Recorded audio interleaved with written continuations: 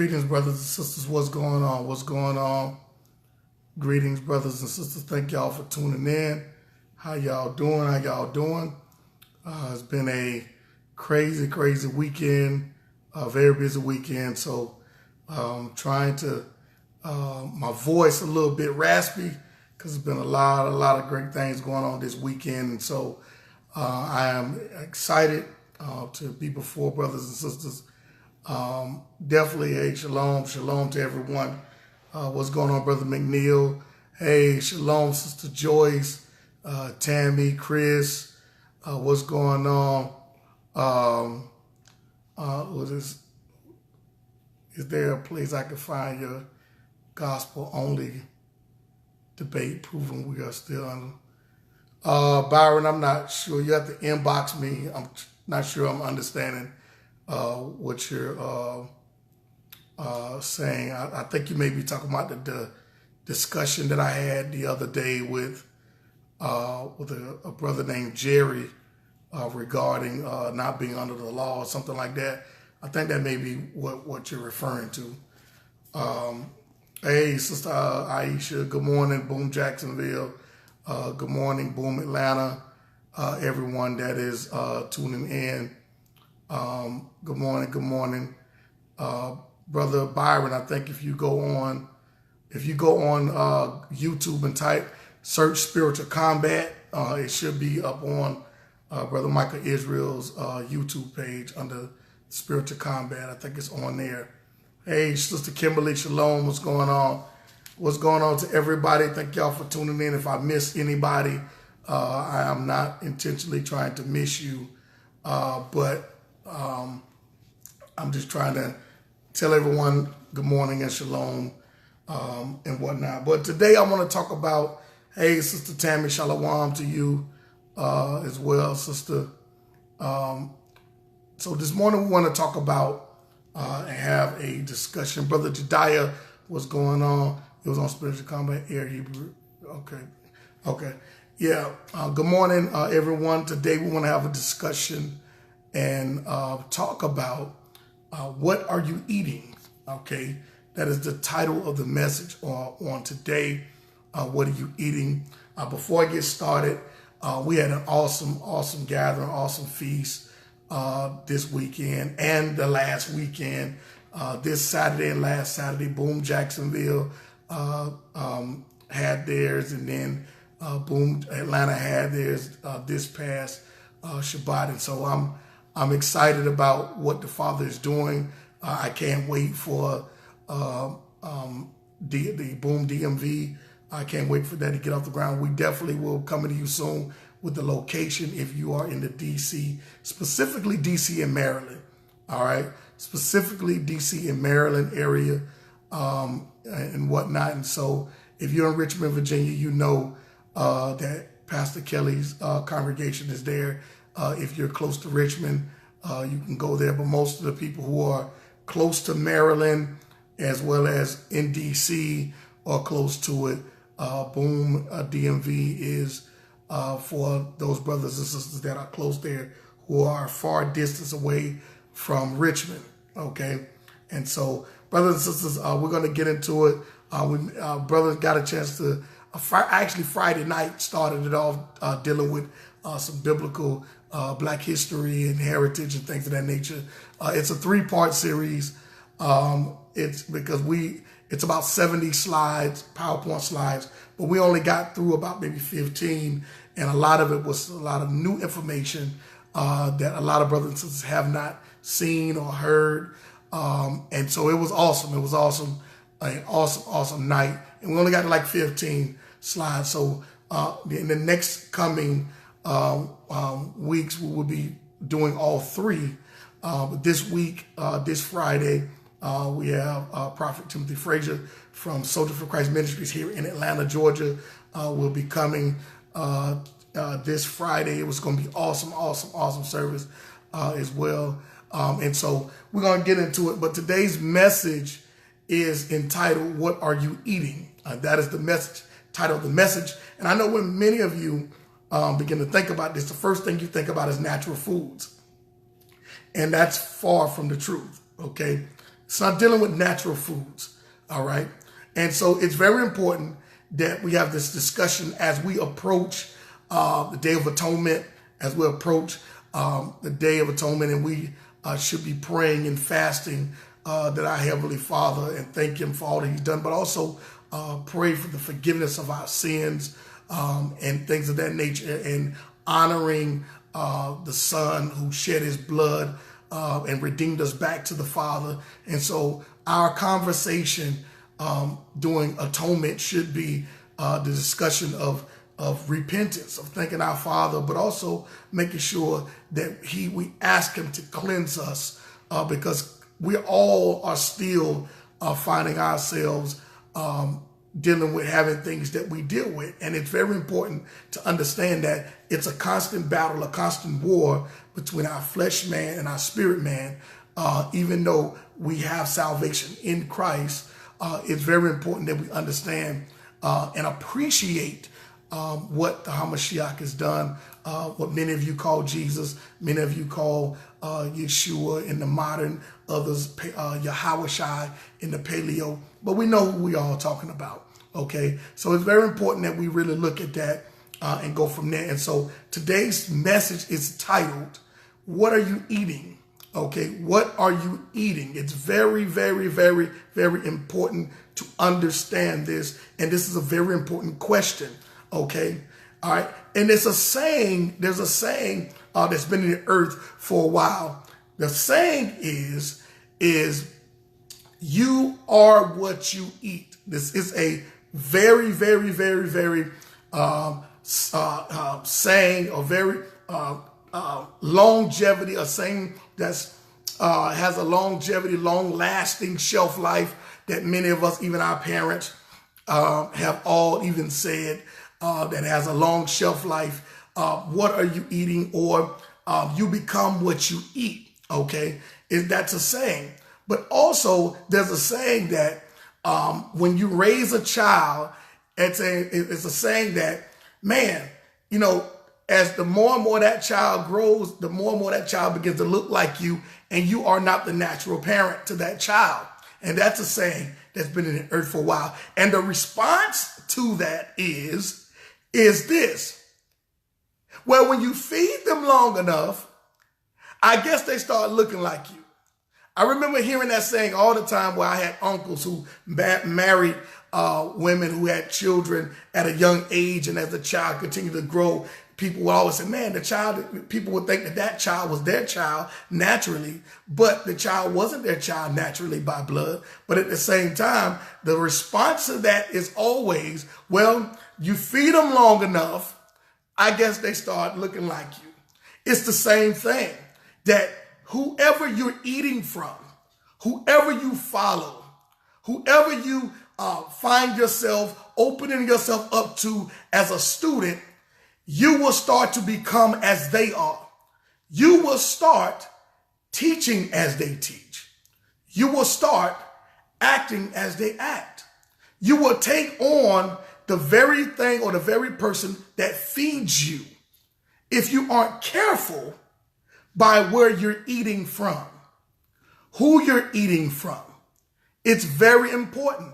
This is why when I'm always talking to brothers and sisters, like, listen, you can't be on everybody's page. Y'all will do what y'all want to do, but I try to give you some wisdom, and God said, listen, you can't be on everybody's page. You can't be listening to everybody's teach, especially when you first come into this. When you first come into it and you're a babe and you don't have a foundation and you just run around trying to listen and find anything and everything you can get your hands on, you start going through all of these different, you spend your time, with a lot of time filtering through things. It's better to just listen to one person and then, or listen to one or two people and compare. And then once you compare, and if that's not the truth, then you go on to something else. But at the same time, you should always, you should always find yourself praying and talking to the Father. You cannot eat off of majors more than you eat off the word of God or the word of Yah or his word.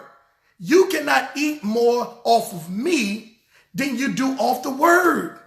Because at the end of the day, this is the final authority. This is why it's a study to show yourself approved. What does that mean? Fix your own plate. Stop depending on someone else to fix the plate for you. Fix your own plate. Christ came and gave you an opportunity to fix your own plate. That don't mean you put on your plate what you want on there that's not on his menu. That just means whatever he has laid out for you to eat within his book, within this text, okay? That is what you eat, but you fix your own plate. You fix your own food, okay? You fix your own food instead of you sitting back and being codependent and waiting for someone else to fix your plate for you. You have the ability to do it yourself. That doesn't mean you don't need a teacher. That don't mean there's something wrong with having a teacher, because the Father used everybody to help get you to a certain point. But it should be at a point and stage in your life when you learn to walk that you're able to walk for yourself. That still don't mean you don't need your parents throughout life. All right. We see this all the time. When you begin to walk as a child, when you get your first job, when you go through all these different, when you first come to high school, you're no longer the way you were in elementary, but yet you're in high school and you still have to need or revert back to your parents for help. But yet you're not solely 100% dependent on them to do everything for you, but yet you do need them. Henceforth, the reason why I'm telling you that you need to make sure that you're eating properly. Make sure that you're eating off a plate, or if you have someone that you look at as your pastor or as your moray or whoever, make sure they're always directing you to Christ. If they are not directing you to Christ, then it's a problem. Okay, let's get that clear here. If they are not directing you to the Messiah, it's a problem. Okay, they should not direct you anywhere else more than they direct you to the Messiah. The Messiah should be the foundation of everything. Then we can get dessert. All right, you can get dessert, but your meal should always be salvation. If they're not directing you to that, if they're not teaching you that, then it's a problem. And henceforth, it's the question, what are you eating? I see everybody eating everything except Christ. I see everyone eating everything except Christ. I see everyone eating and fixing everything but Christ. Everybody cooking up a meal. Everybody in the kitchen. Everybody want to be the chef. Everybody think they have the ultimate ingredient. And in that ingredient, it's more of everything and maybe a sprinkling of Christ. If you don't believe me, just watch. Just watch. It's not that far to look. Just watch. Scroll up your timeline. Tune in to those who call themselves teachers and do a checklist and see what they're talking about. Do a checklist. Okay, honey. Do a checklist and see what they're talking about. Since you want to tune in to everybody, why don't you do this assignment? Take this as an assignment for yourself. Why don't you, over the next 2 weeks, tune in just to see what they're talking about and write and take notes? That's what you do. That's how you compare. This is not competition. This is comparing, because your salvation is on the line. Because your salvation is on the line. Tune in and see what they're talking about, just for the sake of taking notes. Just for that sake.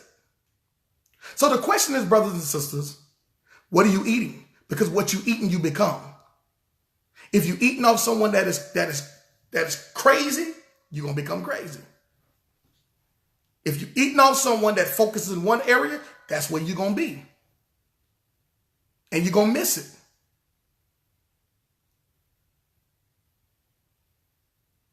Christ taught this same thing. And we're going to pull the scriptures in a minute. Y'all know me. We don't just commentate. Christ taught these things. See, there are simple principles that we don't understand, that we haven't even grasped. Simple principles. We're trying to grasp and eat off the deep stuff, and yet we haven't even grasped the simple principle. They couldn't even grasp a simple principle, but it was deep.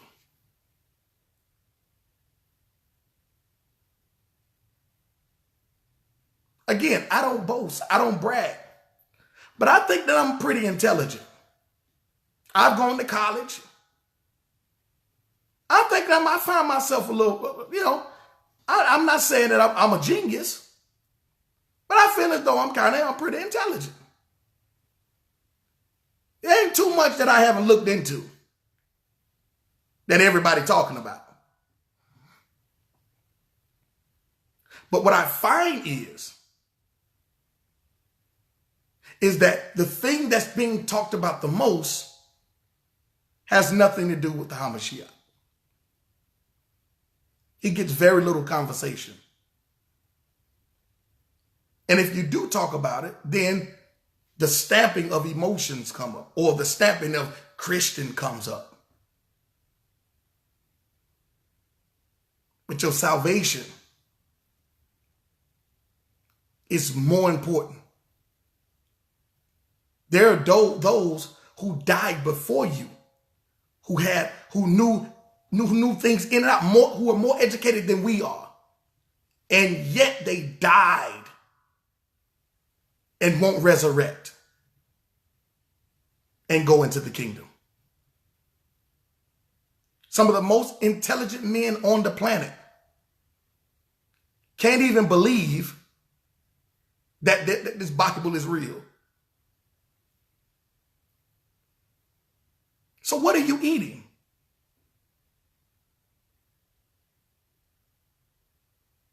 If you eat junk food, you get diabetes. If all you do is put in your body junk food, your body is going to respond to you and tell you that I'm eating junk. And it's going to get sick. But when you eat the good stuff, you don't find yourself getting sick as often. You don't find yourself getting sick as often. When you change your diet and there's a lot of things that you used to eat that you don't eat no more, you find yourself getting sick less. More so than those who put everything in their body.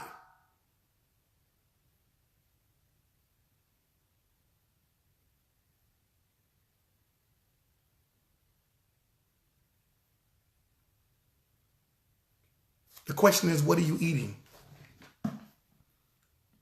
Let's go to the book of John. Let's go to John chapter number 6.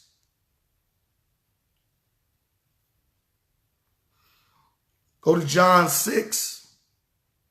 Once you have John 6, man, let me see some hearts or some thumbs. Let me see some thumbs up. Once you got John chapter number 6, if somebody would put the scriptures on the screen. John chapter number 6. John 6. John 6, many of us will partake in atonement and whatnot, starting today, some starting tomorrow, some even next week, shall I say. But John chapter number 6, all right, once you have it, all right, got the thumbs up.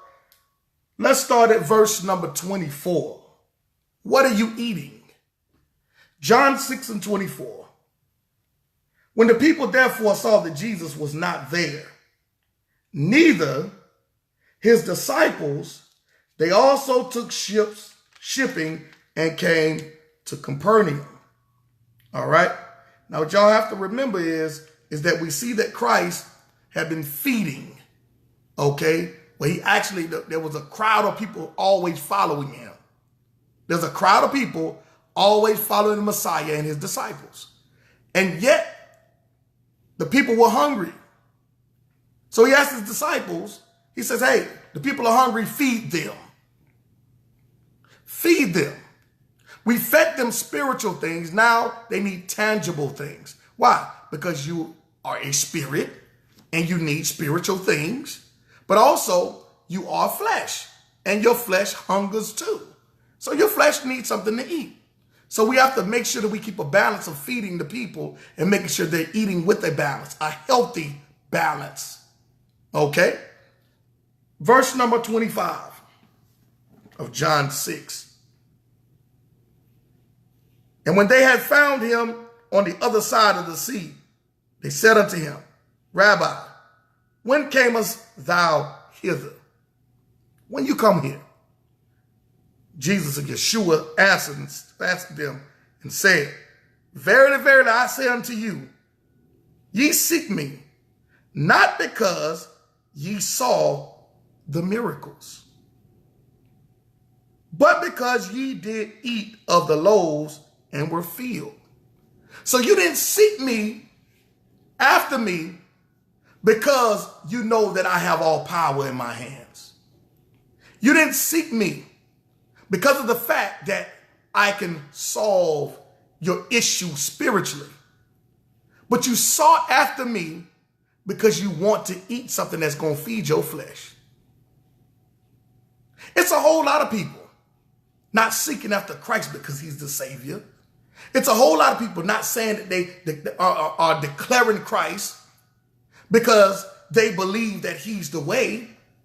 It's a whole lot of people are seeking the scriptures just for information, just to try to pull out and try to chastise somebody or correct somebody. And Christ said, you didn't follow me because of my power or because that I'm the Son of the Most High. You following me because I gave you something that your flesh has been desiring. This is the problem that we have today. This is why people don't hardly teach the HaMashiach. This is the reason why so many people are driven by everything else other than the Messiah himself. This is the main problem that we have. They were doing it then, and it's even worse now. It's even worse now. Because everybody then knew that there had to be a qualification to be a teacher, not just based off what you know.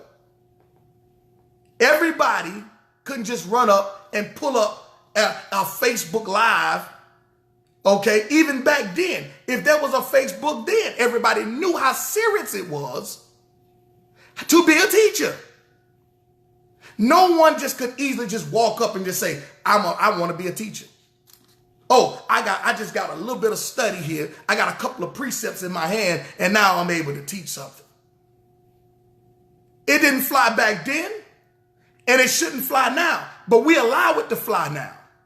Because as soon as someone get mad, the first thing they want to do is they want to just forget it. I just go start my own thing. First of all, you haven't put in the time to do it. You don't even like people. There are people that don't like people. Do you know that one of the main problems that the Pharisees had, they didn't even like people. They loved the position though. They loved people coming to them and acknowledging them, but they didn't love standing in the gap with the people. You weren't going to find no Pharisees or tending and making sure the people had what they needed. But in today's time, people don't like people, but they love the fact of people acknowledging them. They love the fact of people clapping for them, saying how great of a teacher they are, how much information they have. But my question is, and I put up a video last night showing that Christ got in the gap with the people. Hey, the man at the pool of Bethesda says, I don't have no one to put me in the water. You mean to tell me all of these Pharisees running around here, all of these teachers running around here, you mean to tell me not one of them stopped to help you get in the water? Christ said, don't worry about it. You don't need to get in the water because I'm the living water. Get up and walk. Not only am I going to tell you to get up and walk, but I'm going to help assist you walk. This is the question. me all of these Pharisees and leaders and teachers running around here and the people still lame? People are still hungry. People are still having marital problems. People are still having thoughts of suicide, but you in the truth? But your moray can parse all kind of Hebrew all kind of Hebrew scriptures. Can tell you what calendar this and calculate all these different, all of this stuff.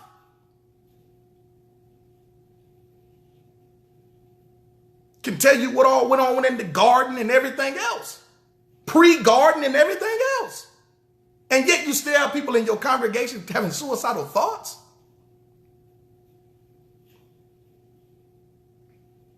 Yet you have people in your congregation still struggling. Children are out of control.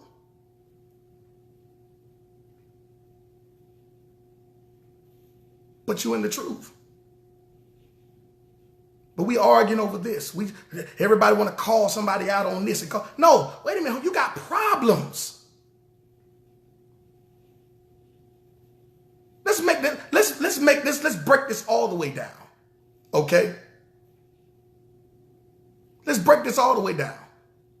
After you done went and came and got with everybody else and went to your service and went to your feast and all this other stuff, when you leave, reality kicks back in. But yet you too embarrassed to even go and tell somebody you need help. But we in the truth, where we shouldn't be embarrassed to ask our brothers and sisters for help. The only reason why you embarrassed is because you know that you're in a place where there's no resolve.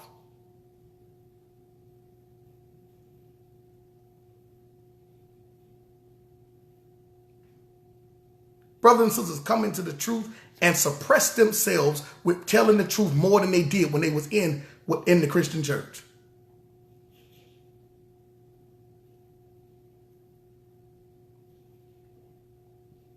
You have brothers and sisters in the Christian church that will talk to brothers and sisters in the church. They may not even talk to their pastor because they can't get to their pastor. But guess what? They have somebody in the church that they feel confident in to talk to. How many of y'all in the Hebrew community feel confident enough to talk to somebody about your problems?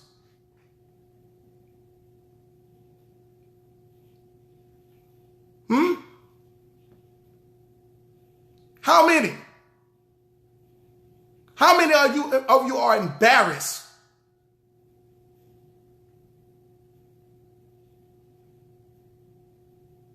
about talking about your problems? And some of y'all got some major problems. Major problems. But you got to show up on Shabbat. You got to show up to the feast day with a smile on your face, knowing you fronting the whole time. Knowing you don't even know how the next meal is going to come. You dependent on making sure, trying to find out if it's some leftovers at the feast.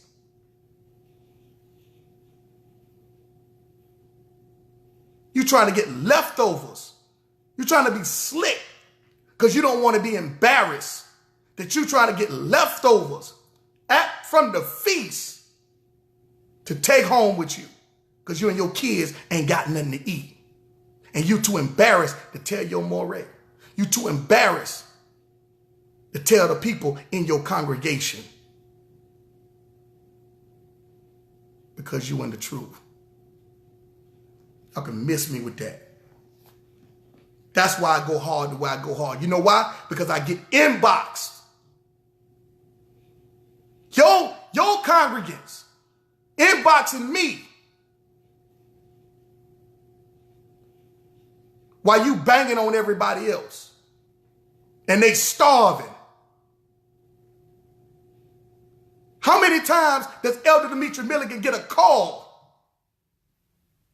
How many times does Elder Demetri have to get a call from some sister in the Hebrew community that don't have nothing to eat, but yet attends a congregation? But y'all banging on everybody else. That's why I go hard. You know why? Because I see what's going on behind the scenes. I just had to give. Let me tell y'all, since y'all want to bang on the Christian church, since y'all want to bang on somebody about feast days, okay, let's deal with it. I just had to give a sister some money that goes to another congregation. I didn't feel bad about it, but I felt sad about it.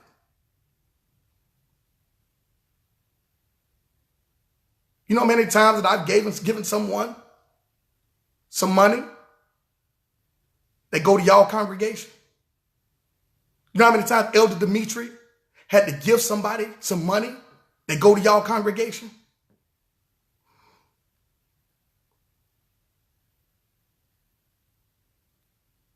But y'all knowledged up. Y'all got the truth.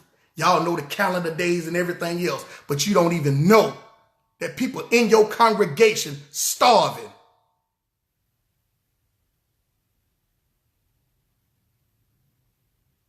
Having marital problems.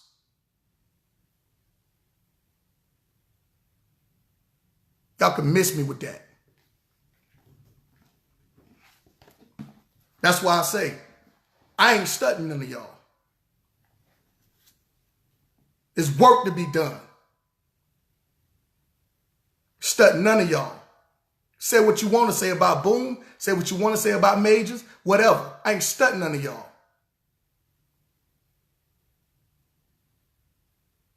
Enough is enough. Don't take my compassion for a weakness.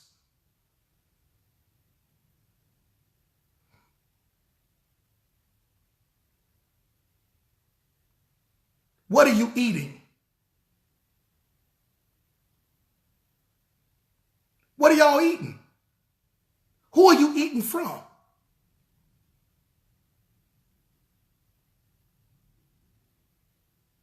What are you eating and who are you eating from? What use is it to be a part of something and you can't get fed spiritually and you can't get fed naturally? Thanks, Pop. I know you do. I love you for it.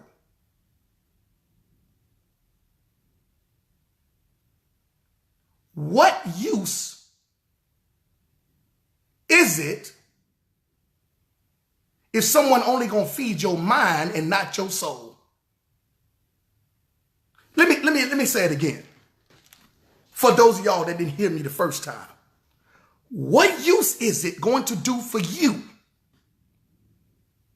that someone will feed your mind and not your soul? See, your mind is going to get fed temporarily. But when you start dealing with spiritual matters and you're malnourished, what you going to do? You can't call your moray. You can't call the congregation. What you going to do? They feeding your mind, but they ain't feeding your soul. The Pharisees was feeding the people's minds, but they wasn't feeding the people's soul. Henceforth, I told you I ain't studying you. That's the question.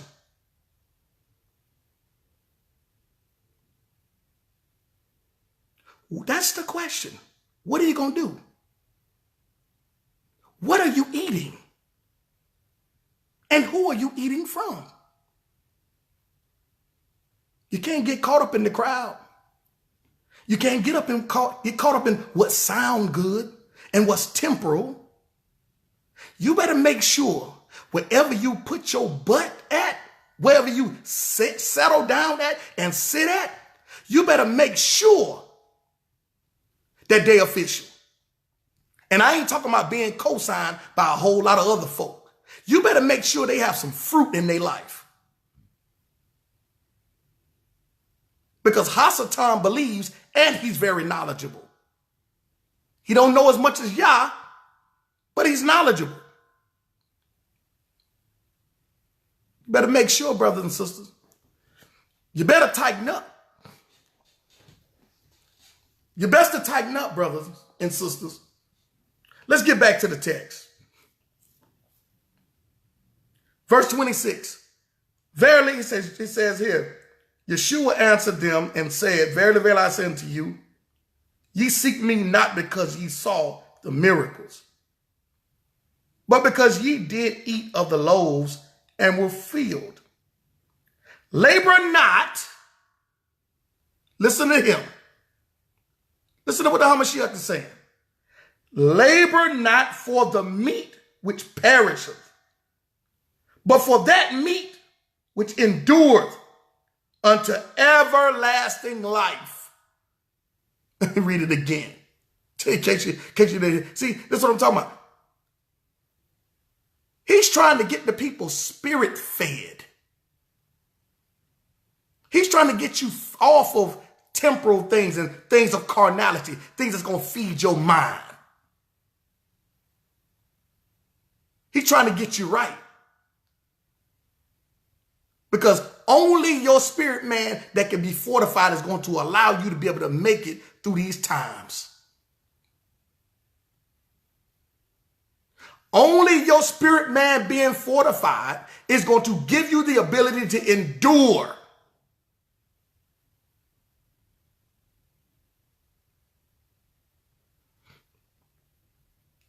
Labor not, verse 27, for the meat which perisheth, but for that meat which endureth unto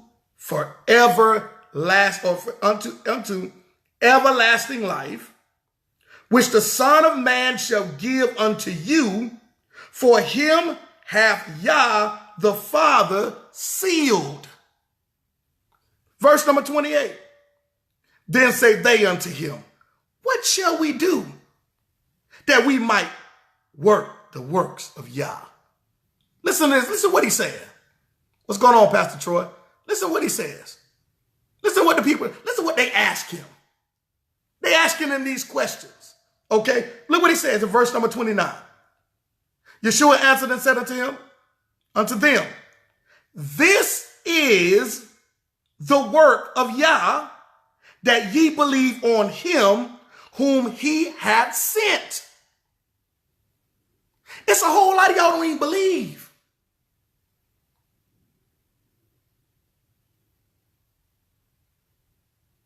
Let me tell y'all something. It's a whole lot of y'all know his name. Y'all know the Torah in and out. But y'all don't believe. You know how? I see it in your walk. I see it in the type of conversations you have. You don't actually believe. You just know. It's a whole lot of y'all know about Yah, but don't know him. And he don't know you. You know about him, but he don't know you.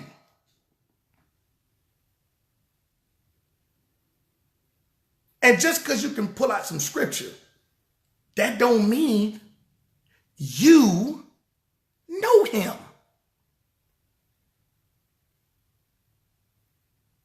Here's one of the main reasons, one of the main areas a person who knows Yah. You know why? Because when someone is going through something in their lives, you don't prescribe them the same prescription you prescribe somebody else. Because that person that you talked to before, not going through the same problems that the person who's coming to you now with. But yet, when you don't know him, you try to teach everything to everybody based on what you want them to know and not what the Father knows that they need. It's a whole lot of folks teaching what they want you to know. But it's not doing nothing for your need. It's not doing nothing for your need.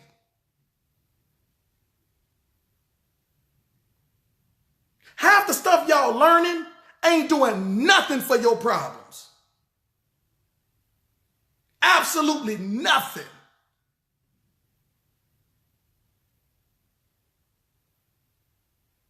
absolutely nothing for your problems. And if it ain't doing nothing for your problems, henceforth the reason why you lack deliverance. Is the main reason you lack deliverance. It's the main reason why you embarrassed. It's the main reason why you lack compassion. It's the main reason why you have no integrity. You ain't delivered. You knowledgeable, but you're not delivered. It does you no good to be knowledgeable and not delivered. That's why you're backbiting. That's why you're talking about people. That's why you have an offense against someone and you won't go to them.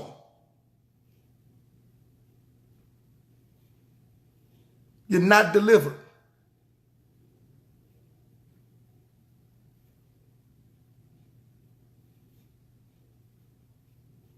You're knowledgeable with no deliverance. You dangerous. And ain't nobody gonna change around you. And the Father can't use you to be a change agent. When you're not delivered, a sister come to you with a problem, and next thing you find yourself in the bed with her because you're not delivered. You're not delivered.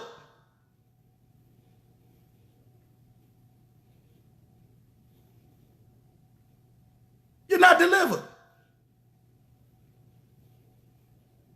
You show up at a feast trying to scheme on every woman you can get your eyes on. You're not delivered.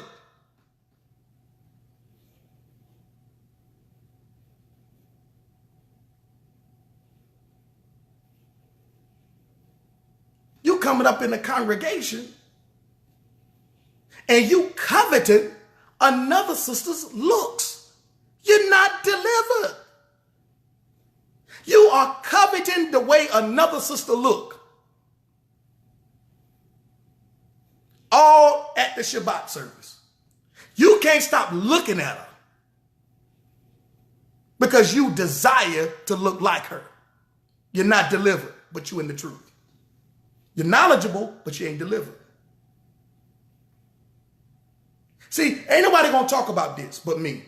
Ain't hardly too many gonna talk. All the rest of them folks out there, they ain't gonna tell y'all this stuff. They not gonna say nothing to y'all. But they gonna keep feeding your head with knowledge.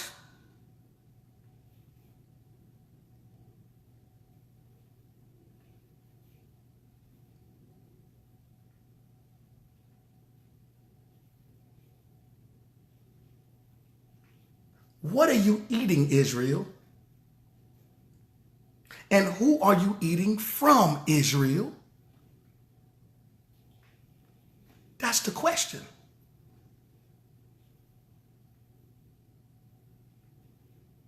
That's the question that I have for you. That's the question that the Hamashiach had. That's why they had problems with him, because he called out their knowledge but no deliverance. Every chance he got, he showed them that you ain't delivered. You ain't delivered. Nicodemus, hold on, wait, Nicodemus, are you not a teacher of the law? Don't you know the law inside out? But yet you asking me, can a man be born? You ain't delivered. You asking me, can a man go through a mother's womb a second time? He said, Nicodemus, you're knowledgeable, but you're not delivered because you lack spirit. And the only way you can get this understanding is by spirit. Hey, who do men say that I am? Because everybody's knowledgeable. But guess what? The other disciples start saying, hey, some say you're Jeremiah. They start calling out all these other prophets. But guess what Peter say? Thou art the Christ, the Son of the living God. And what did he say to him? He said, for flesh and blood did no man tell you this. There's no type of knowledge out here in the earth that could give you that. but my Father, because you've been walking with me long enough to come to a point of deliverance. Don't mean you're perfect, but you've come to a place of deliverance. Therefore, now my Father can reveal things to you that no one else can. I know what everybody else say that I am, but I'm asking y'all who walk with me. And yet you still don't know. You still wrestling whether or not if I walked on water.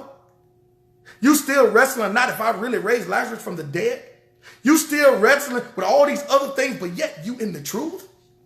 That's elementary. And yet we still trying to argue and figure out, is it true or not? Did he really do this? Did he really do that? You ain't delivered. You believe that he can part the Red Sea, but you don't believe that he can walk on water. This is Israel we talking about. This is in Israel.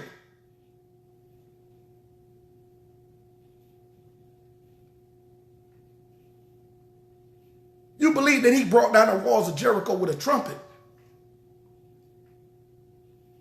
But you don't believe the miracles that he performed when he was in Capernaum, when he was in Jerusalem.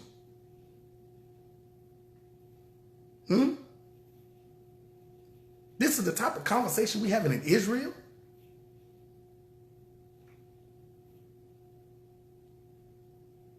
Are we serious?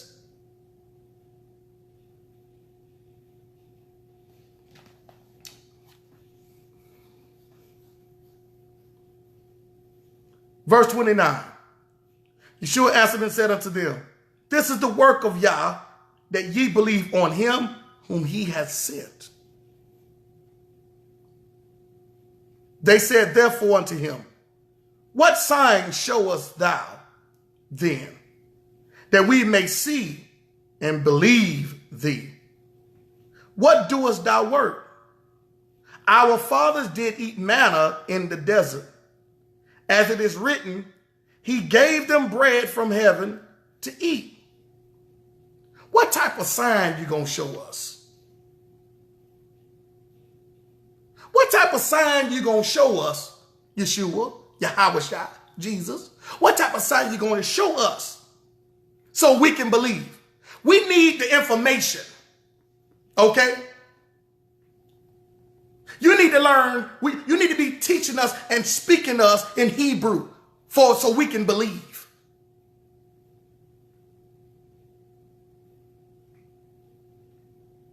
We need another translation because the translators didn't translate it properly for us. So therefore, we need some more translations.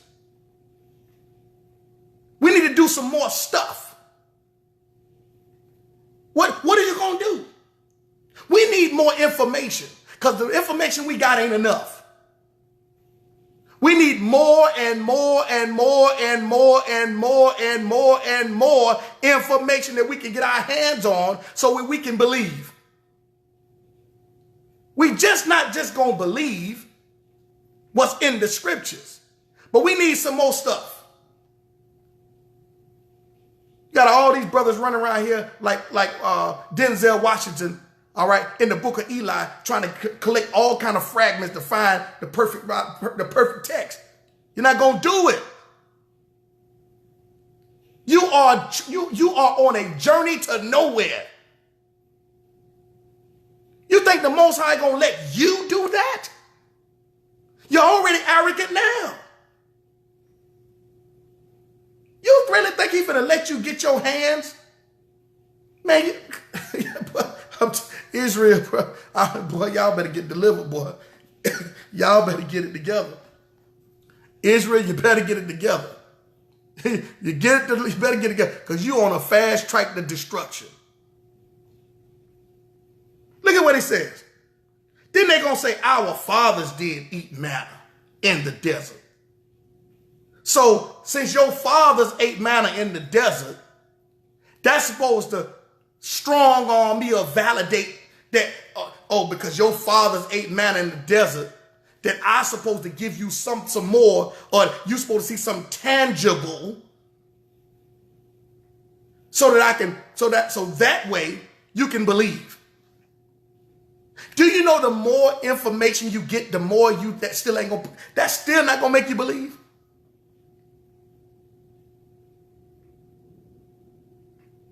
Do you know that?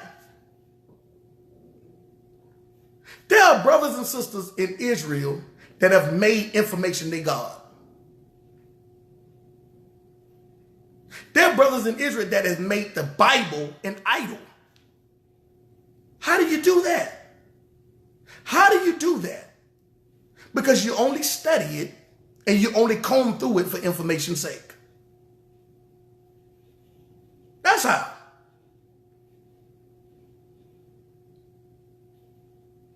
And I know there's a whole lot of brothers and sisters going to get mad, but I don't care. I told you from day one that your salvation is more important than our friendship. I told you that from day one. I've been on Facebook Live almost 2.5 years, almost 3 years, and I ain't changed. So if you ever think I'm going to change, keep waiting. I've already chosen a side, and I told y'all that already. I've chosen the Most High side. Right is right and wrong is wrong. I already told y'all this. It's not going to change. There are some things that I'm going to take to my grave that I'm not going to even argue with y'all about. I'm not going to even discuss it because it has no bearing on my salvation. I don't have discussion for discussion's sake. I don't waste my time. Let me just say that. Let me make that plain for you. I do not waste time because every second counts in my life. Every second counts that I'm on earth to do the will of my Father. Every second. Than to waste time with you. Because no matter what I give, no matter what I tell you, no matter what I show you, you still going to walk away with the same mindset. It ain't going to help you. It's not going to change anything. And I know this. So I don't waste time with people like that anymore. I don't waste time having fruitless conversations. I don't waste time teaching just for information's sake no more. People are dying. Their children are out of control. People don't know what to do left or right. I got to point them to the only one that's going to keep them. And that's the Hamashiach. Other than that, I don't have time for it. We ain't got to never talk. And it's going to be all right with me. Because the only person that I got to answer to is the Father. Not y'all. I'm not changing. Point blank, period. All right? So let's get back to it. Listen to what he says. Verse 32, verse 31. Our fathers did eat manna in the desert as it is written.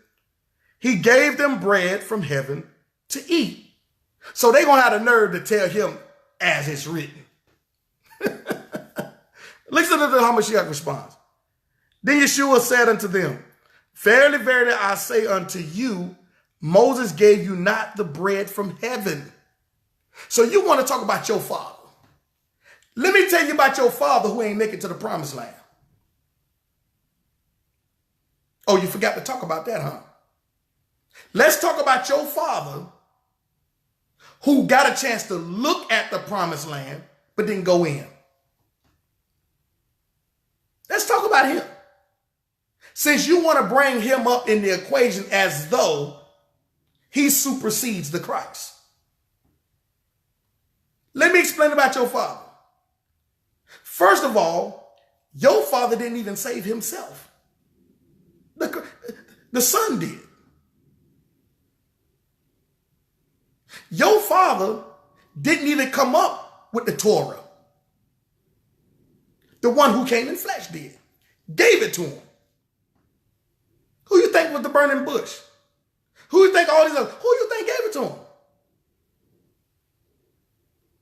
Huh? Who do you think was the one that told him, I'll let you see my backside? Because I'm in glory, you can't look upon me. Huh? Let's talk about your daddy. Since you always want to sling around your pop's name. Let's talk about him.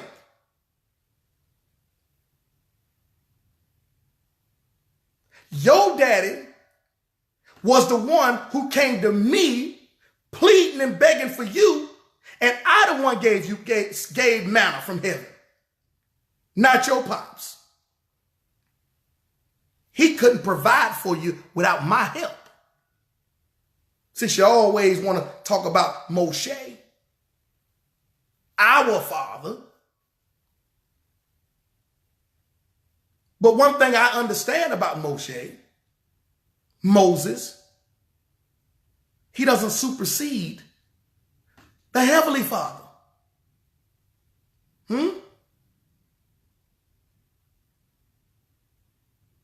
They want to bring him up then. Now they want to bring him up now and speak of him as though he supersedes. No. So he had to give them a reality check. You forgot that he didn't go in the promised land with you, right? You forgot about that, huh? You forgot that I took him out of here.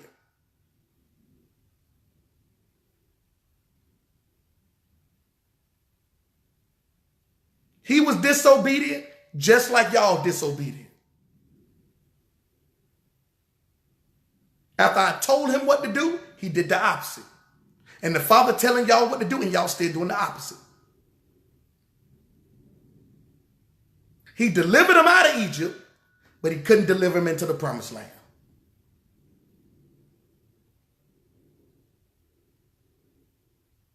What are you eating? Who are you eating from? He says in 32, very rarely I say unto you, Moses gave you not that bread from heaven, but my Father giveth you the true bread from heaven. From heaven. Let's keep reading. Verse 33. For the bread of Yah is he which cometh down from heaven and giveth life unto the world.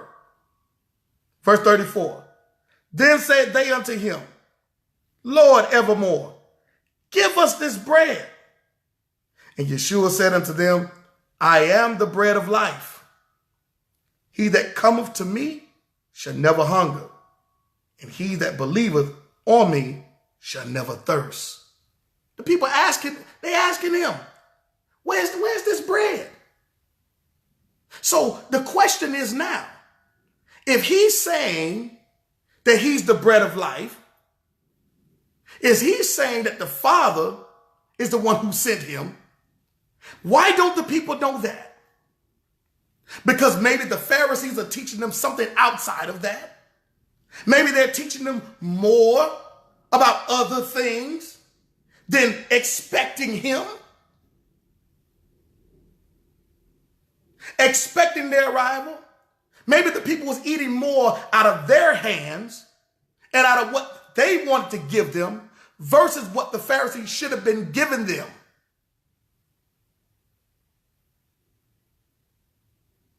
They loved the people being codependent and eating out of their hand. They didn't want the people. They were not teaching the Torah so that the people can be empowered themselves. They were only teaching it and selectively teaching certain things to make sure that people continue to eat out of their hand because they love the preeminence. They love being in charge. Henceforth, the reason why they said, henceforth, the reason why they made a statement that if we don't do something about this guy, the Romans going to find out and they're going to come take our position. It wasn't about liberation for the people. It was about making sure that they remain in leadership.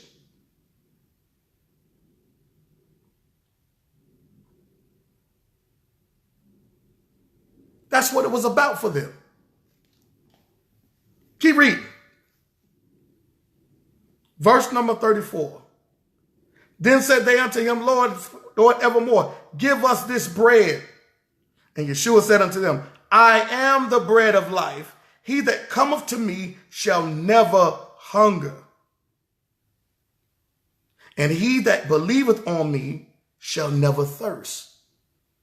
He that, listen to what he says, he that cometh to me. I'm not going to force myself on them, but when that person comes, they have to come submissive. They have to come with an open heart. They have to lay everything at the feet of the Messiah. He has to have every control of every aspect of your life. Not only do you believe, not just know, listen what it says. He didn't say he who knows me. He said, whosoever believeth in me and cometh to me. Not only am I going to make sure that they are fed spiritually, but I'm going to make sure that they thirst no more. Meaning that they don't have to run and seek after anything else that's not a part of me. And when you know him, when you believe in him, and when you have your peace and your being in him, and you thirst no more, the first thing you recognize is when it's some nasty food. You recognize when someone's teaching food that ain't thoroughly cooked. You recognize when someone gives you some water that hasn't been thoroughly processed. And therefore, you run from it. You say, I don't want no parts of that. That food was nasty. You spit it out, and that food was no good. You ever been to someone's house who cooked some rice and then cook it all the way and it was crunchy? You ever been to someone that cooks some fried chicken and yet when you cut it, it looked good on the outside, but when you cut it open, there was blood running from everywhere? Have you been there when somebody barbecued something and the meat wasn't all the way done? Have you ever saw someone that cooked macaroni and cheese and it looked so good, but when you bit into it, it had no flavor and it was dry? This is what's going on today. A whole lot of looking good. And the food ain't even done. It's not thoroughly cooked. What are you eating? This is why even when I grew up, my mama said, you don't eat from everybody's house. That was a principle that carried over into my spirit life. When I got into the Bible, I took that same principle that my mom taught me. You don't eat from everyone's house. You don't eat from everyone's plate. Therefore, I brought it right over here. It's a principle that's in the earth that can also apply in your spirit life. You can't eat from everyone's plate. Just because it look good, that don't mean that it tastes good.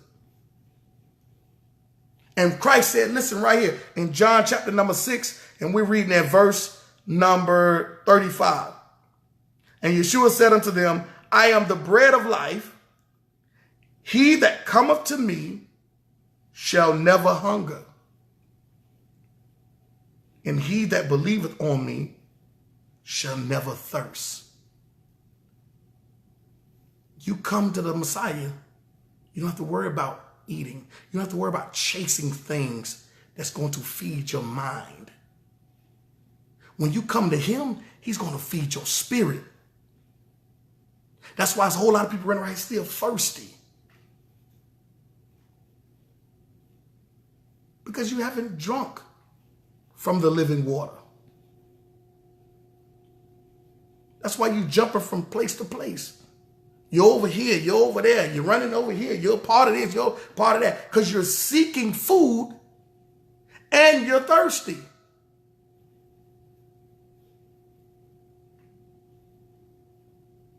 What are you eating, beloved? Are you just feeding your mind? Or are you feeding your spirit?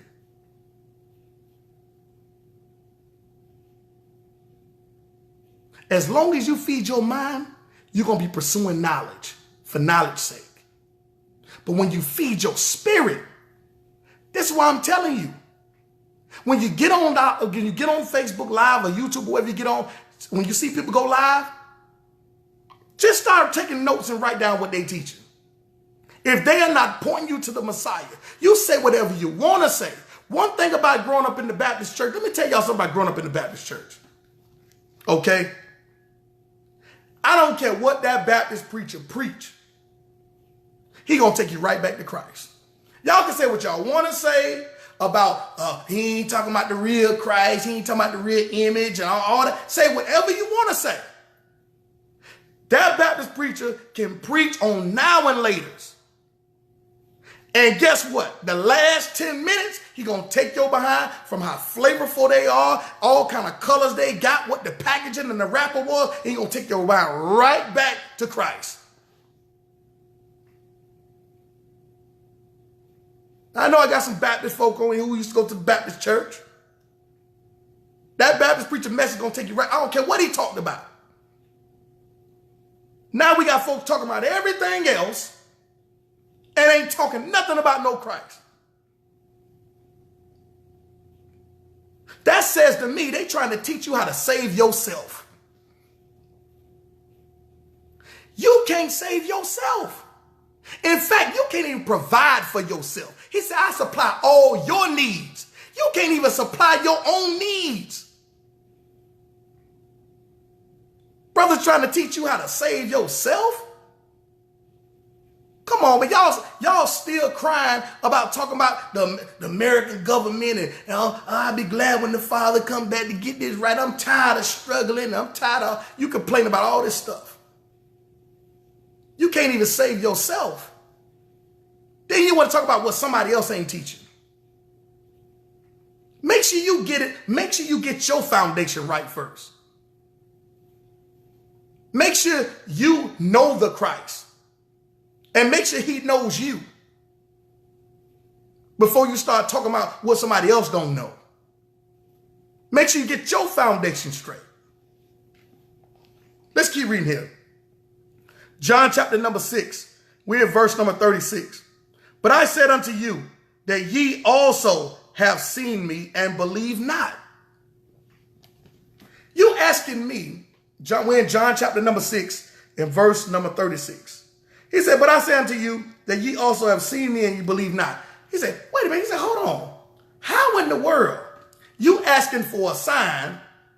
You talking about what happened way back with your forefathers that you weren't there to see, you only read about, but the living bread, the living manna is standing right here in your presence and you don't even believe. Henceforth the reason, blessed are those who believe and have not seen. You got folks today that don't even believe that the Messiah is the actual Messiah and how he came into the world. And yet we dealing with it. Come on, man, we got to stop this.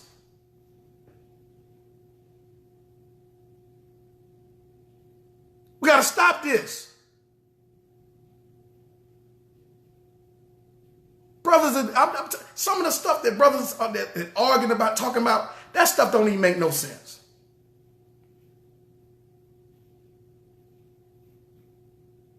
Brothers and sisters arguing about the Shabbat.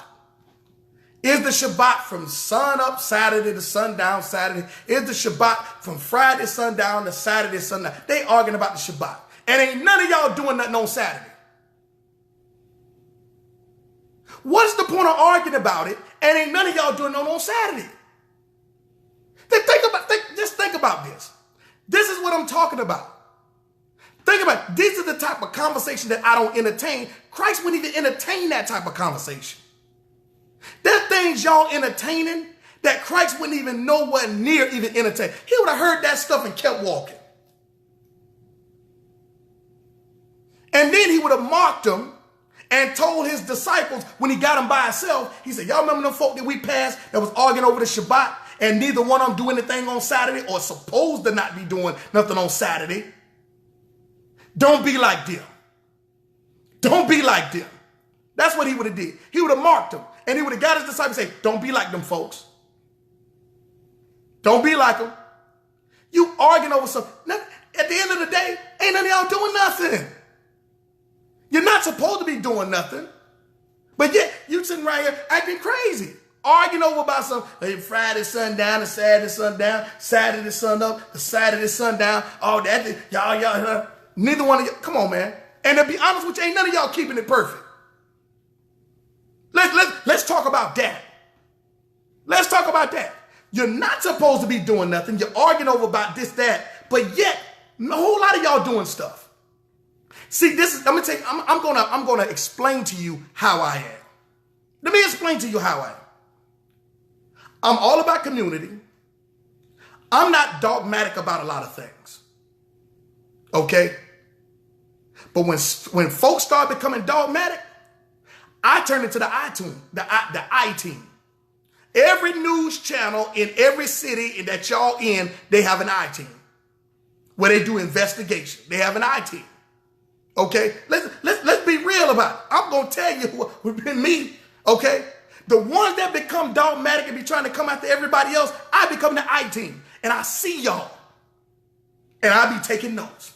Because I'm waiting on the day for you to say something to me, and I'm going to cut you. I'm gonna give, just like the feds. Don't y'all know, John Williams, you know about the feds, just like the police. The feds don't come get you right then. You know what the feds do? The feds watch you, they build a case against you, and then they come and get you. And you can't get out of that case because they done stacked it up on you. They got all surveillance on you. They got everything on you. I watch y'all dogmatic jokers. And I watch you for the simple fact because y'all are always the ones that's banging. And guess what? When I see you, I take note. I'm like, okay, I see. So they banging on this one right here. They banging on this one. But guess what? Oh, I see them over there on the Shabbat doing this. Oh, okay. All right, let me take notes of that because I know it's going to come back around. I'm going to have to deal with them. I'm telling y'all up front. That's exactly what I do. Ain't no secret. I'm letting it be known. Just make sure when you banging, make sure you have your ducks in order. Make sure you have your ducks in row. Because I'm banging. You banging. I got you. I got that file tucked right over here in the background, just waiting to pull it out. Because you want to be dogmatic and banging and you're not living the life. Stop this mess. This stuff. Stop this. This is madness that's going on. It's madness. Everybody want to parade around like I'm in the truth and that pastor this and pastor ain't doing this and pastor ain't saying that and pastor this and pastor that and they ain't doing this and doing that. What you doing?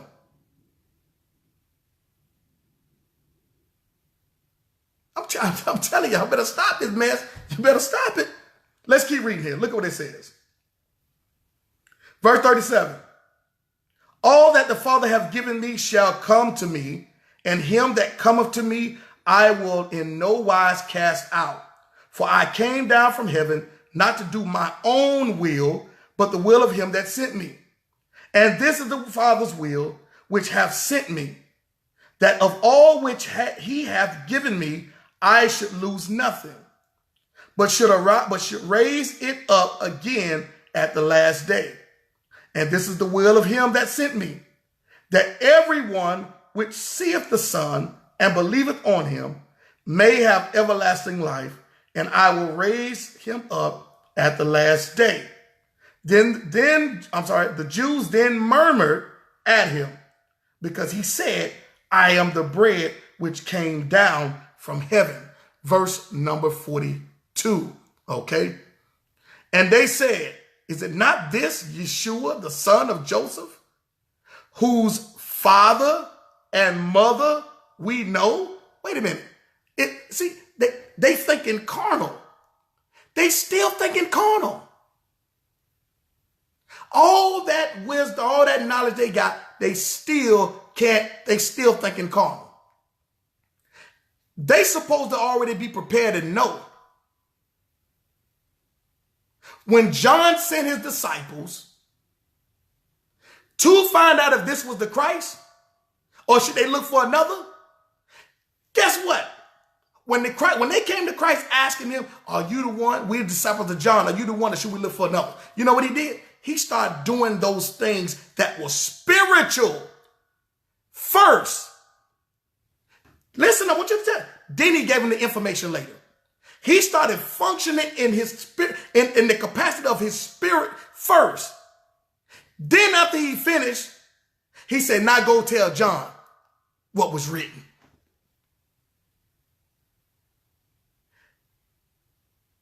The sick are healed, the lame walk, the blind receive their sight, Go tell him.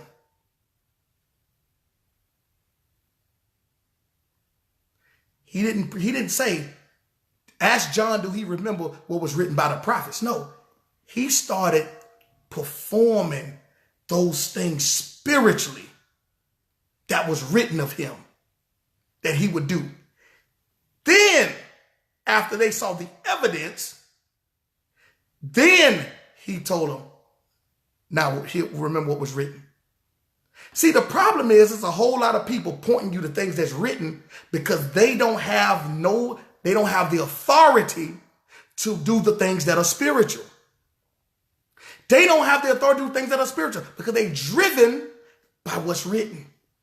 And it hasn't resonated in their spirit, man. They aren't spiritually mature. They haven't developed that part of them. So therefore, they trying to show you everything that is written, but yet they ain't doing nothing. When you look at the apostles were performing spiritually and they were showing you what was written. Paul was performing spiritually, then he started telling you what is written. The problem is today,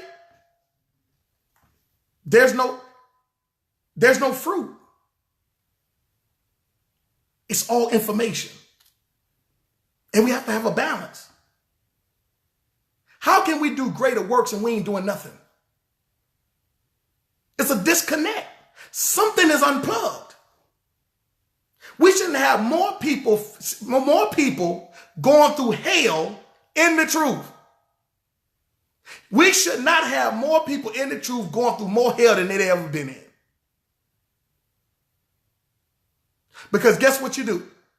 When you come into the truth, the first thing you do, you go run and try to find a proselyte, find someone you can convert. And then you convert them based off intellect, and guess what ends up happening? They become 10 times more of a devil than they once were.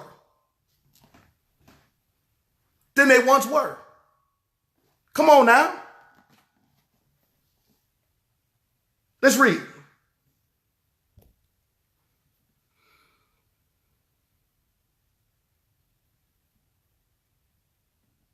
Verse number 40. Verse number 43. Yeshua therefore answered and said unto them, murmur not amongst yourselves. Stop grumbling and complaining. No man can come to me except the Father which have sent me. Draw him, and I will raise him up at the last day. It is written in the prophets, and they shall be all taught of Yah. Every man, therefore, that hath heard and have learned of the Father, cometh unto me. That not any man hath seen the Father. Listen to this. I want y'all to listen to what he's saying. He says the Son has come down. The Son has come down. But look what he says. He says, I'm the bread of life. Okay? I'm the bread of life. Now look at what it says. He says in verse 46, not that any man hath seen the Father. All right? Moses either. Let's keep reading. Save he which is of Yah, he hath seen the Father. He hath seen the Father. Verse 47. Verily, verily, I say unto you, he that believeth on me hath everlasting life. There's no other way to everlasting life except you go through the Son. If you don't accept the Son, everything else that you know doesn't matter. If you're questioning whether or not you believe in the Son or believe in who he is, there is nothing else that can help you. There is nothing else that can help you. If you aren't resolved in who the Son is as your Savior, nothing can help you. There is nothing that I can teach you. There is nothing that anything I can present to you. There is nothing can be done if you're questioning. Point blank, period. And unfortunately, we have so many people that are questioning. So many people that really don't believe. So many people that's catching hell. But they're getting prescribed things that ain't going to help them.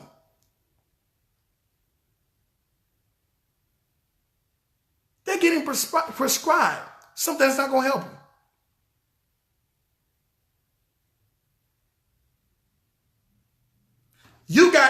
You turn around here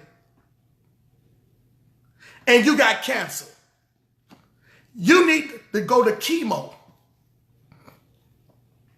But the doctor is prescribing you pills for HIV.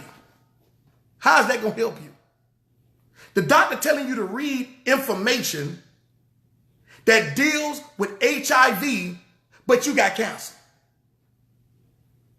How is that going to help you, beloved? That makes absolutely no sense.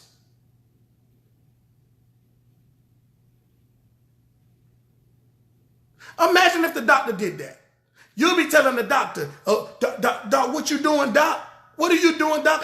I don't want, listen, I got cancer. I don't need, but you don't tell nobody else that. And you know that you're dealing with problems in your marriage, but yet you're not telling somebody else, hey, look, hey, man, this not going to help me. These are the problems that I got right now. This the problem that I got right now. This right here, it ain't going to help me. You don't tell them that. You just sit there and you take it. But the doctor, you want to tell the doctor what they prescribe to you. That's not going to help you. We gotta get it together. We gotta get it together. Let's read. Verse 47. Very, very I say unto you, he that believeth on me have everlasting life. I am the bread of life. Your fathers did eat manna in the wilderness and are dead. Your fathers ate manna in the wilderness.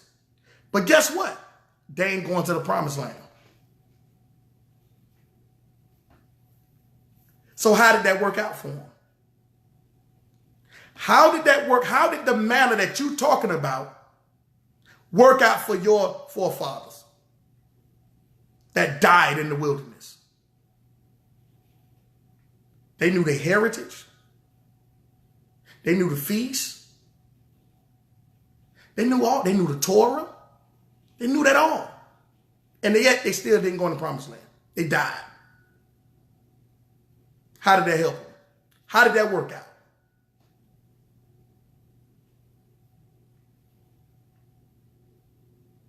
How did that work out for them?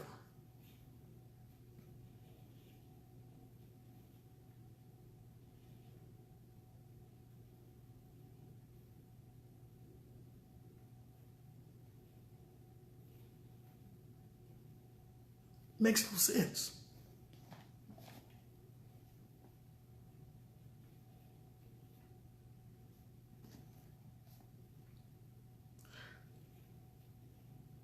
Verse number 51. I am the living bread which came down from heaven. If any man eat of this bread, he shall live forever. And the bread that I will give is my flesh, which I will give for the life of the world. The Jews therefore strove amongst themselves, saying, how can this man give us his flesh to eat? They still asking questions. You know why? Because they're carnal. They're carnally driven. They don't get it. They don't get it. They don't get the picture. He's explaining to them clear as day. And they don't get it. They still asking questions. How can we, what is he talking about? How can he gave him an analogy and everything. You know, I told him about the bread of life. You know, I told him, turn around, and I told him about the manna that came down. And yet now he's coming out and saying, listen, you're supposed to know that I was coming. You're supposed to be able to identify me. What have they been teaching you? This is the thing. This is what he's asking. Did they not prepare you? If I'm as a teacher, as a moray, as a pastor, if I'm not preparing you for the coming of the Most High, the coming of the Lord, for the coming of the HaMashiach, a second time, what am I doing? If I'm not preparing you to endure the perils that's coming, what am I doing? How am I benefiting you? What kind of food am I feeding you?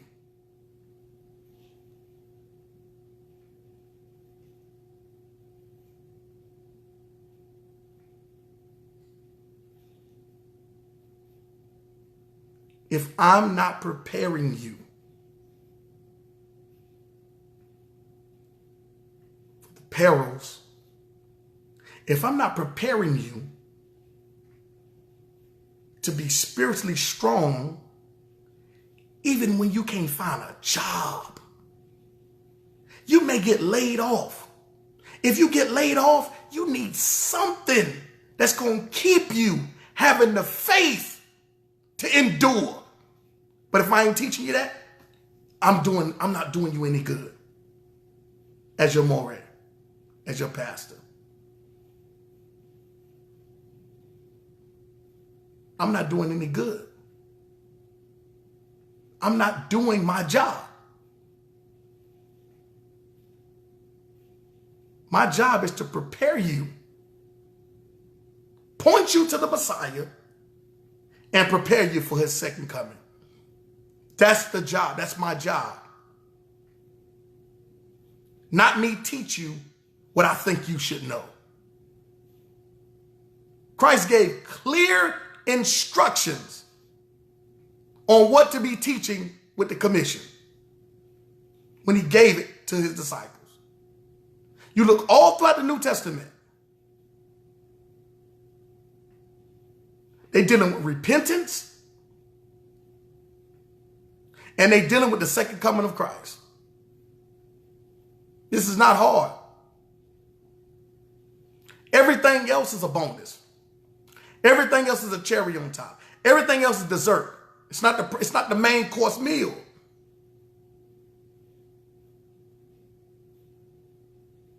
But we've made it that. Henceforth, the reason why all these people catching hell and starving and malnourished spiritually, because they're not being fed. They're not given anything to drink. It's going to quench their thirst. Verse 53 of John 6, in verse 53.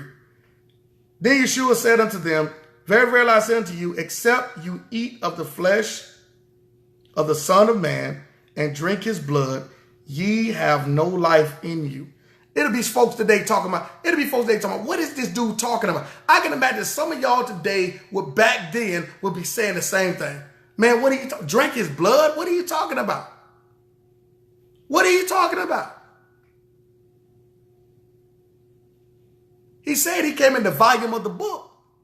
So you have to eat the volume of the book, not eat what you think and what you want.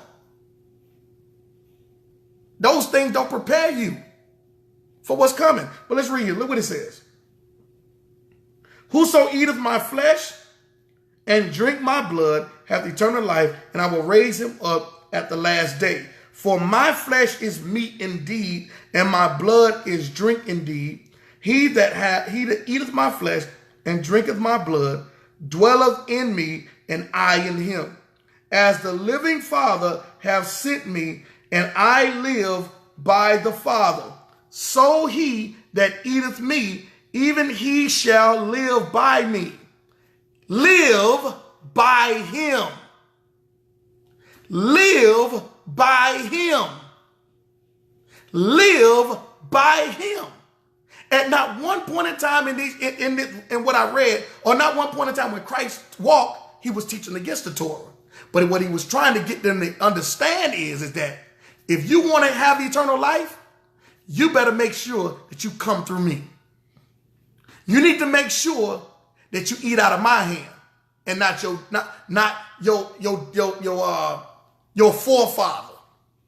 Because I the one gave your forefather what he gave you. So you still got to come back to me at the end of the day. Okay? Let's keep reading here. Look what he says. We're almost done. He says, verse 58, this is that bread which came down from heaven, not as your fathers did eat manna, and are dead. He that eateth of this bread shall live forever. This is the bread which came down. For Moses didn't give you this type of bread. Moses gave you a type of bread that will keep you temporarily. Now I'm going to give you something that's eternal. Because guess what? Even the temporary bread that he gave you, you still found a way to complain about the temporary bread. So therefore, let me give you something for those who are true worshipers, those who are true seekers, those who are truly seeking after the Father. I'm going to give you something that is eternal. Those who are not, those who are just here for temporary sake, for head knowledge sake, they're going to fall off. They're going to fall off. But those who are truly seeking the Father, you're going to have eternal life. That's the reason. That's what I'm bringing to you. Those who are true and serious about this thing. Okay? Look at what it says. Let's keep reading here. Verse number 59. These things said he in the synagogue. He said it in the synagogue. So he's speaking to Israel. Okay? And it says, as he taught in Capernaum. Verse number 60. Many therefore of his disciples, when they had heard this, said, this is a hard saying. Who can hear it? Even his disciples start tripping. Because guess what? They hadn't been fully delivered yet. Even they start tripping. They're like, man, what is he? This is difficult. How? This is a hard. Can't nobody embrace this? Can't nobody embrace this type of teaching? What are you talking about? Drinking blood and eating your body and all. Can't nobody take it. They started bugging out. But look what he says here. In verse 61. And Jesus knew in himself. I keep telling y'all again, we act as though the Hamashiach is limited, like he just done. Like he don't know who you talking to. Dumb folks didn't even say it out. They thinking and he knew within himself what they was thinking. What was in their being. Or what they was murmuring about to the point to where, or having conversation about to the point to where, because remember it's a crowd. So they thought he couldn't hear them because they having conversation amongst the crowd while everybody else talking. But he discerned. And it says right here, it says in verse number 61, when Jesus knew in himself that his disciples murmured at it, he said unto them, doth this offend you?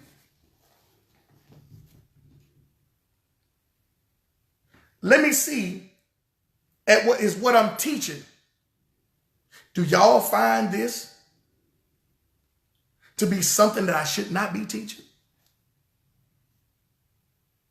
I got to check y'all too and make sure y'all rocking right. You know you have some people around you that when you teach in a certain kind of way and not like everybody else teaching, even people around you will start questioning you. What is he talking about? What are you talking about growing spiritually? What are you talking about growing spiritually? What are you talking about this? And what he talking about what?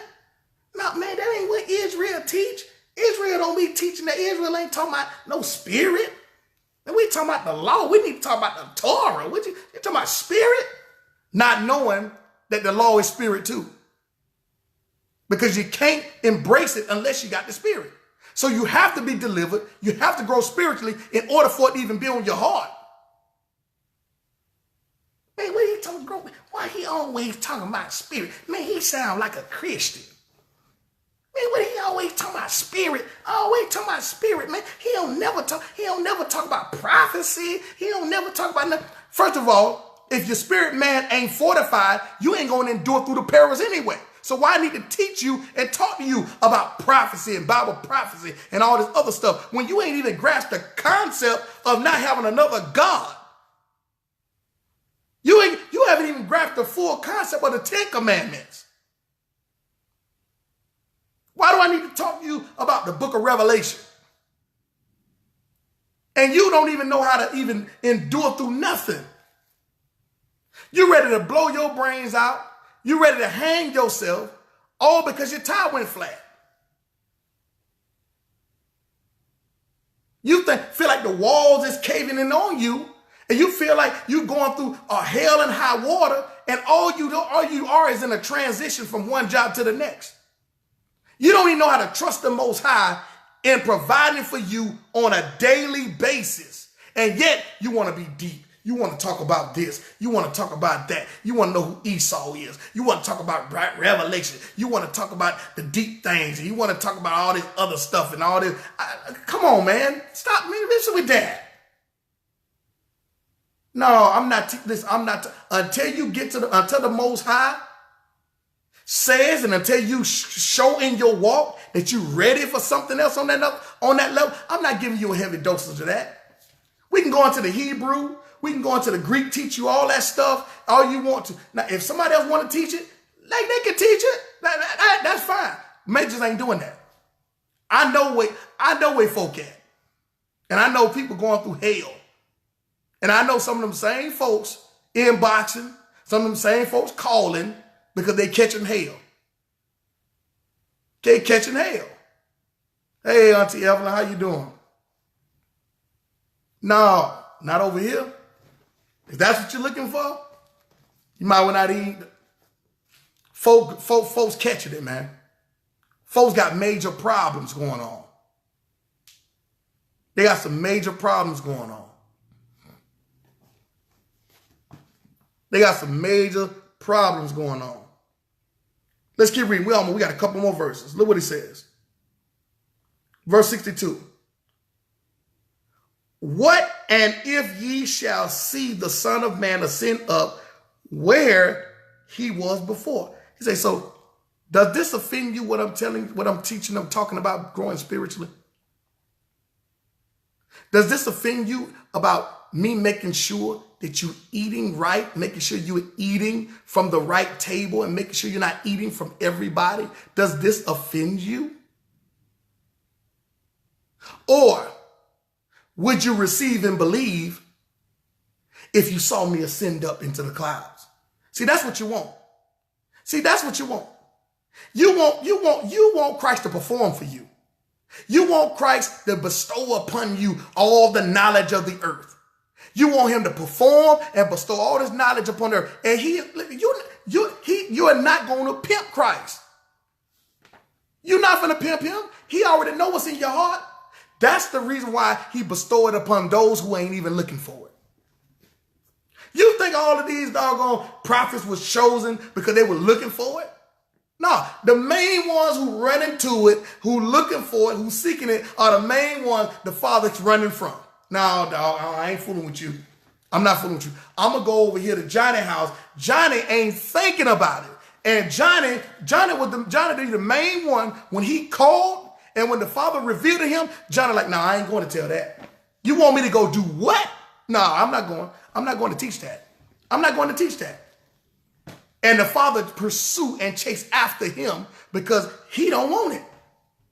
He knows what comes with it. But guess what? All the rest of these y'all jokers running and chasing after the knowledge and chasing after something, all this other stuff. The Father like, I ain't even over there. I'm not even hanging out with them. I ain't calling them on the phone. I'm not even doing a drive-by. I'm not even driving past there. I ain't even over there. I'm not even I don't even know their phone number. I don't know their address. I don't hang out over there. I don't do none of that. No, at all. At all. But all the other ones, all the ones who was actually called, they was running from it. They was out of here. No, man, no, I don't want that. I'm not going to tell them folks that, no, man, throw me off the ship, man. You got to be, think about this.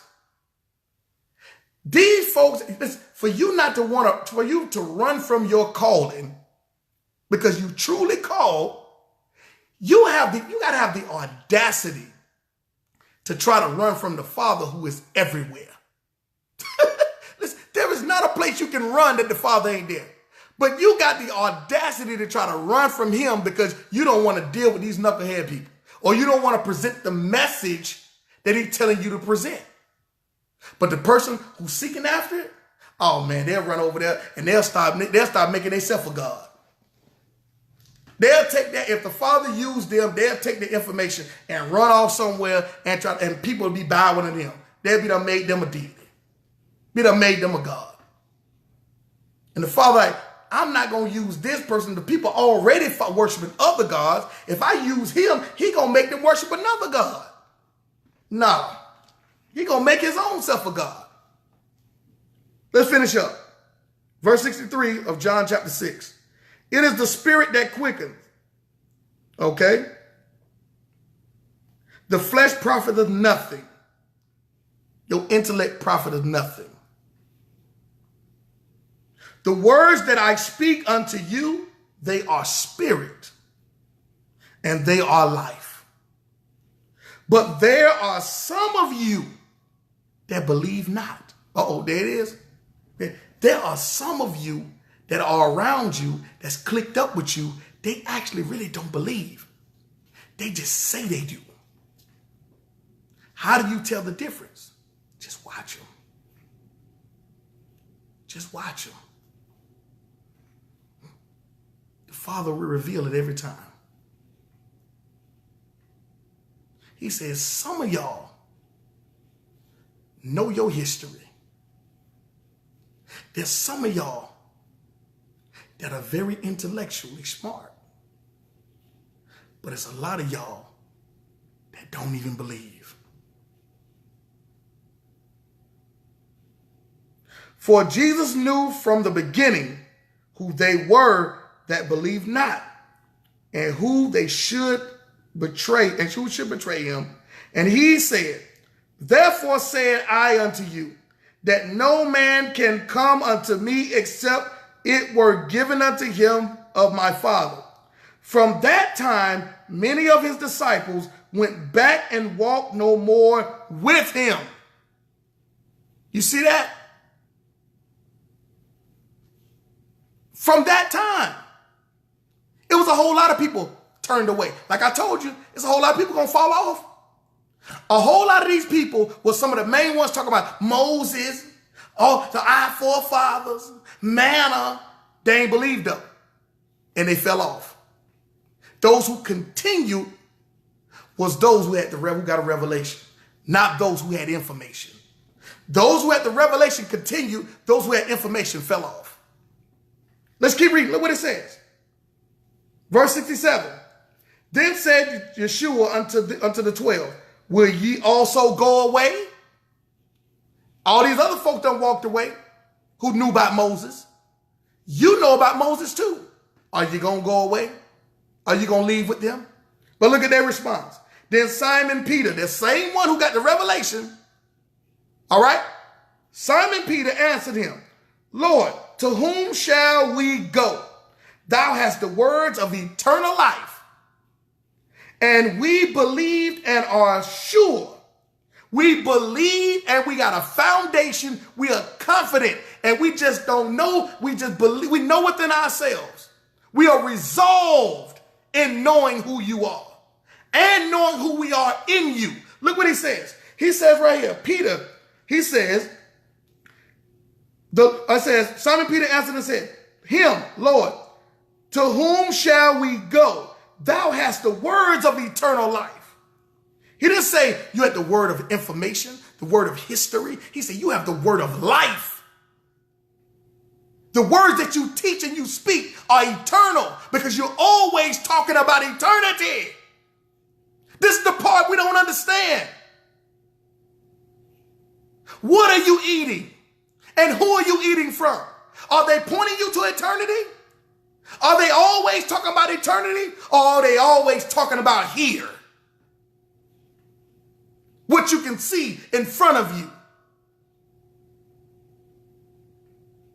Peter, the main one, said, thou art the Christ. Christ, the one that said, Peter, my Father revealed it to you, is the main one that said, you have the words of eternity. We're trying to get to eternity. We're trying to get in the kingdom.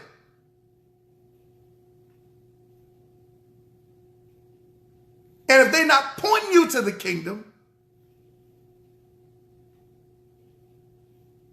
then you need to be concerned about what you're eating. You need to be concerned about what you're eating. Eternity is not a drive-through. Eternity is a place where you sit down and eat and take your time and eat your food and let it digest. The problem is we got too many drive-throughs. And the billboard and the sign on the restaurant is the truth. But the question is the truth that you teach a drive-through? Or is it a place where people can dine in and leave full? And leave talking about it? Or are they going to leave and talk about how nasty it was? And upset that their food was cold?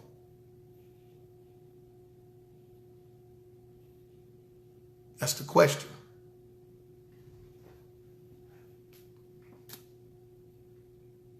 Peter says, where will we go? Thou hast the words of eternal life. And we believe and are sure. We're not guessing. We're not trying to figure this thing out.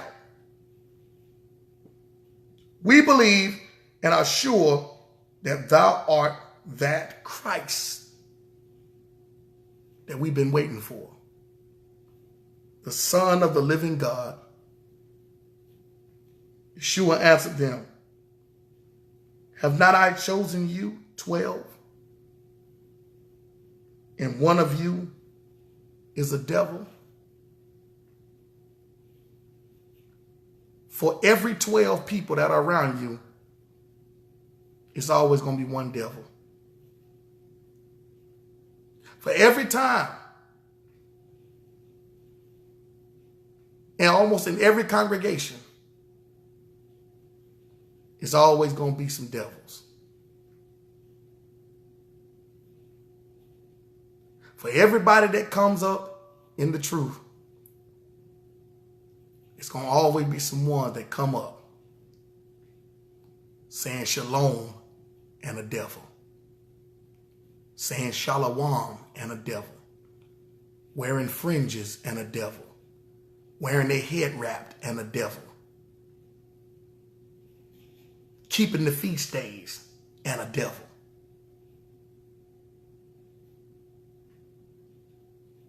The Bible talks about the Passover. Wasn't Judas at the Passover?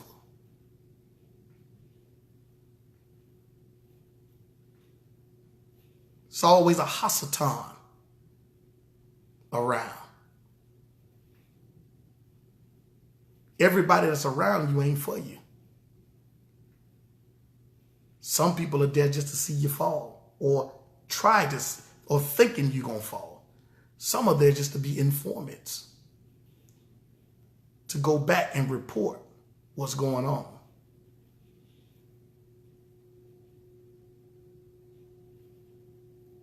This is why I'm telling y'all, in the day and age in which we live, y'all better start praying for discernment.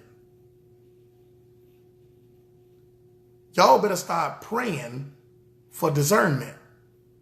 Y'all praying against everybody else and praying for everything else, but y'all ain't praying for no discernment. And that's why you're getting deceived. You better pray. Your prayer, you better pray that the Father give you some discernment. Discernment will save you a whole lot of time and heartache. You ain't got no discernment, you will embrace every single person and find yourself constantly being deceived.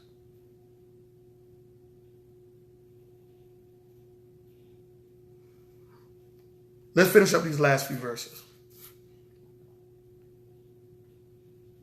Verse 70. Yeshua answered them, have I not chosen you 12, and one of you is a devil?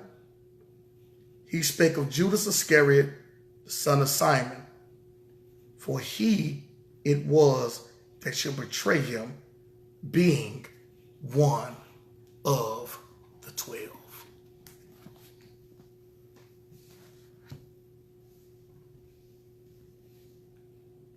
We can go throughout the scriptures and we can see there was always the devil around. We can go from Cain, or we can go from the garden all the way to Revelation, and there's always a devil around. Beware of those that are devils, parading themselves around like angels of light. Beware of wolves in sheep's clothing. Always a devil around. I don't get into a whole lot of talk about the devil and all that kind of stuff, because some of y'all just take it too far with a lot of that devil talk y'all be on. But I'm no fool, and I know he does exist. Ha-Satan does exist. But I don't glorify him, and I don't have a demonology or demonic theology like everybody blame everything on a devil. But I do acknowledge and I know that there are wicked powers that are in place. Scripture talks about it. So brothers and sisters, I pray that this word bless you. I ask you and I encourage you to think about where you're eating from. What are you eating? And make sure that what are you eating and where you're eating from is pointing you to the HaMashiach and preparing you for the second coming. Love all of y'all with the love of Christ. I pray that you cannot eating from the word of Yah. For man should not live by bread alone, but every word that proceeded out of the mouth of Yah. I pray that you cannot drink without drinking from the living waters that flows from Christ. Let the light that is within you shine bright outside of you. And remember to love one another so that the world may know that we serve the true and living Yah. Until next time, brothers and sisters, embrace the grace that has been given you. Do not abuse the grace that's been given you. Also show the mercy to others that's been shown to you, giving you the opportunity to change, to convert, to come into understanding, to be able to receive the love that has been given to you. Remember, this is a process. It took you 10, 15 years to get where you're at. You have to afford that to others too. Afford them their process. Until next time, brothers and sisters, shalom, shalom, all praise to the Most High, grace, peace, and many blessings to you all.